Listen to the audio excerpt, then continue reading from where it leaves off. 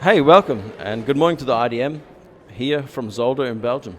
And with me I have Remy Gardner, who's participating on or stepping in to fulfill the duties for Max Neukirchner. So some big shoes to fill, but I'm sure you're right up to it. And good morning, nice to see you. Yeah, thanks, good to be here.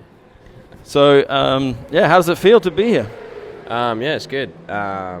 Enjoying the bike, and track's a little dodgy in some places, but no, it's really enjoying it, and more power feels a bit fun. But yeah, it's good. I'm loving it. Nice. Sounds like a step in the right direction, and like all the varied bikes that you've ridden in the past few months, I guess you could say, hey? And I mean, we had a little conversation just before, and one of the points you were saying was the power is a big difference. Yeah, basically, I moved up from the Moto 3 bike to the Moto 2 bike, and then in 1 year, and now I'm basically on a 202 horsepower bike. So I've made some big jumps power-wise in the last year from what I've been riding in the past. So yeah, it's a big step up, but I wouldn't go back. It's so much more fun having 200 horsepower under your ass. Nice. That sounds gewaltig would be the German word.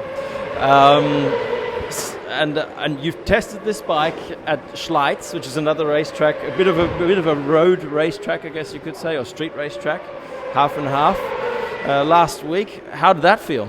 Yeah, I didn't test that bike. I tested just like a standard road bike, but no, that was fun.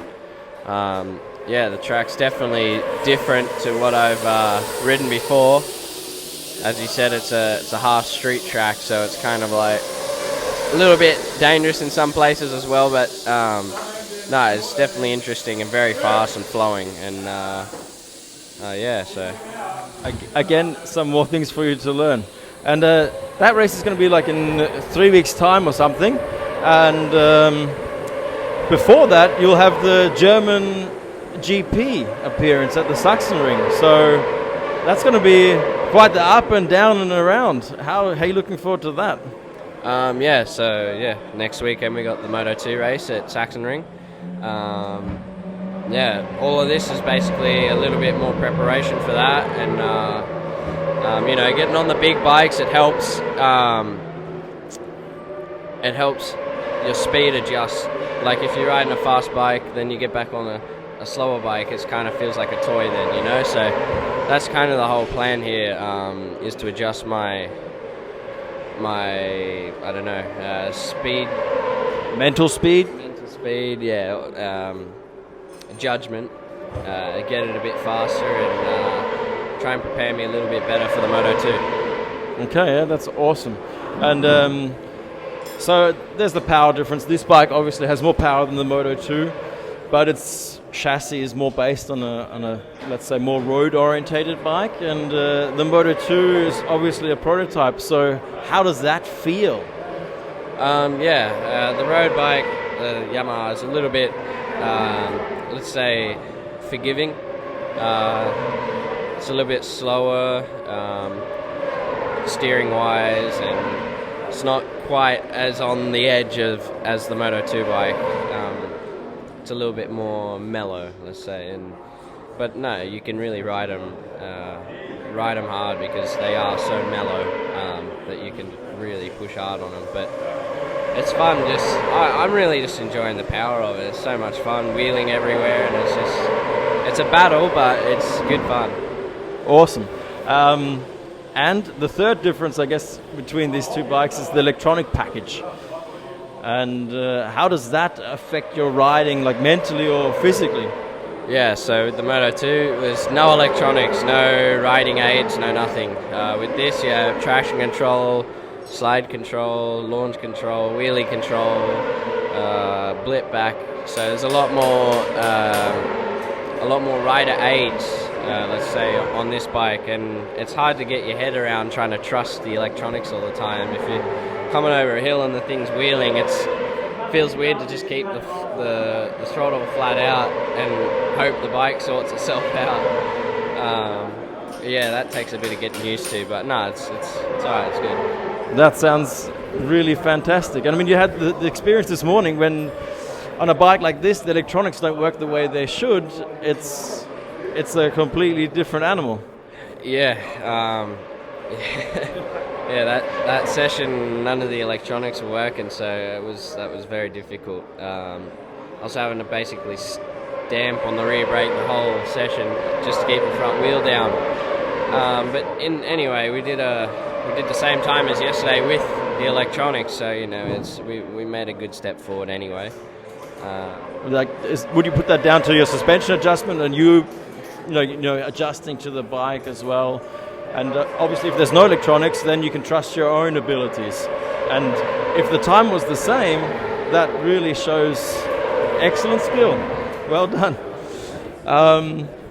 Okay, let's have another question about, how do you feel about the IDM? Having only seen it for what it is here. It's the only time that the IDM has outside of Germany. But has there been any communication problems or anything with Max's crew? No, not really. Communication's been awesome. Everyone speaks English.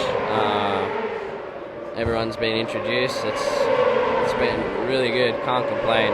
Team's well structured and well organised, and hat off to them because they really do a good job here. Obviously, with your name comes a bit of history. His father is Remy Gardner. And how's that influenced your life? I'd say negatively and positively.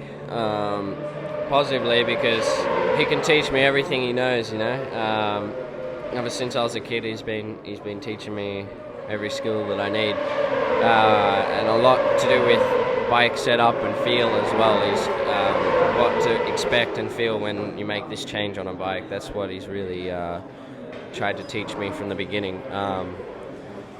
And I'd say negatively, there's a lot of jealousy and a lot of expectations, I think. But, you kind of just got to put that out of your head and get on with your job. And you're the only one that is, getting on the gas at the end of the day. Yeah. I got to make the lap at the end of the day. That sounds very mature, I have to say. And I mean, I'm sure that a lot of kids with famous parents have that same situation. How does that compare living in Spain to Australia? I mean, Spain is more of a motorcycle culture than even Australia has. Do you find it, it's easier there, or in Spain? Yeah. The competition's a lot harder in Spain. A lot more fast riders. But yeah, it's a lot easier to be living there because you've got 10 tracks within 1 hour, 1 hour drive within Barcelona, so there's so much more opportunity in Spain for every type of racing, I guess. You got go-kart tracks, motocross tracks, GP circuits, all within 1 hour, and you can just go, okay, I want to go motocrossing today. Oh, no, I'm going to go supermotard tomorrow. Oh, I'm going to take my GP bike out the next day. And it's so easy and available, basically, and it's just basically if you want to be the best, you got to live in Spain or be training in Spain. Obviously, the weather helps too, eh? I mean, if I think about Germany, the chance that it might rain is quite high, and you have quite a lot of restrictions as far as where you're allowed to ride, when you're allowed to ride, and the Spain are very Spanish in that regard. Yeah, it's very liberal there. Can basically do what you want. And yeah, the weather is just sunny every day. I don't think we get one rain cloud in the whole of summer, so yeah, you basically if you want to go out on Tuesday, then it's going to be sunny. Well, that's awesome. And hey, obviously Australia has a winter season, or Europe has a winter season. How do you do you do any winter sports at all?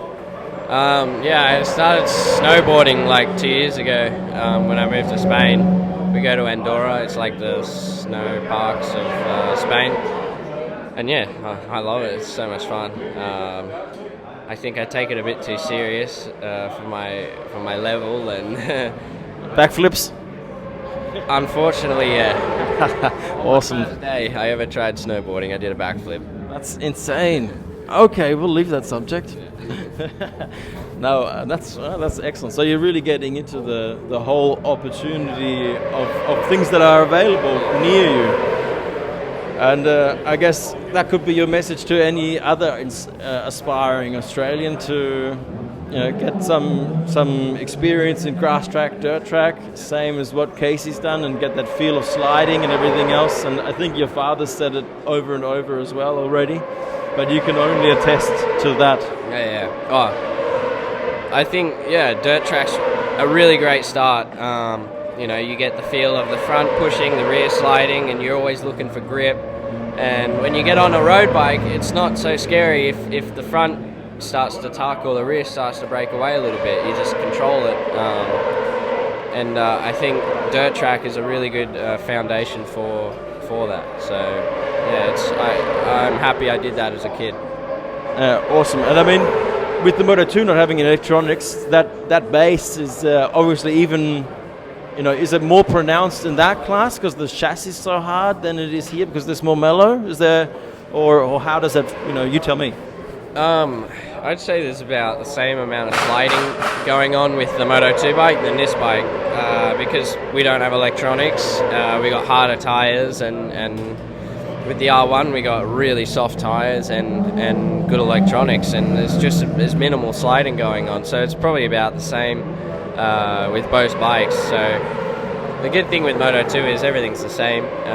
You don't have all the electronics. It's all about rider skill and talent and how good you can set the bike up. So which is really good, and it gives an equal opportunity to every rider. Awesome. And how do you feel about tomorrow's races in this class? I'm a little bit unprepared, I guess you could say, at the moment, but we're working hard and we're getting there slowly. The bike needs still a little bit more improvement, but we're making steps in the right direction, and the track is a little bit dangerous, so I don't think I'll be pushing 120% this weekend in the dangerous spots, but I think we just take this race as experience and preparation for the next race. That sounds really mature again. That's really great to hear that. For your prediction for tomorrow, you reckon you'll be in the top 10? I'm pretty sure we can manage that. I don't think that'll be a problem, but want to be aiming quite high in our expectations, but we don't want to be disappointed if we don't get them. So okay, very mature again. That's great. And obviously you'll have this race, you'll have this class tomorrow. Then in a week's time or some few days, you'll be on the Moto 2 again, and then back onto the R1 for Schleiz. And that's quite a lot of time in Germany. Are you staying in Germany the whole time, or you're flying back to Barcelona? I fly back after Sachsenring, but I stay all next week. Monday, Tuesday, I have a test in Most in Czechoslovakia with the Moto 2 before Sachsenring, and then we go Sachsenring race, and then I go back to Spain for a week. Okay, so that's quite an itinerary and a lot of riding, so your mental speed is going to be right up there. Anyway, so it's been a real pleasure and an honor. Thank you very much. All the best today.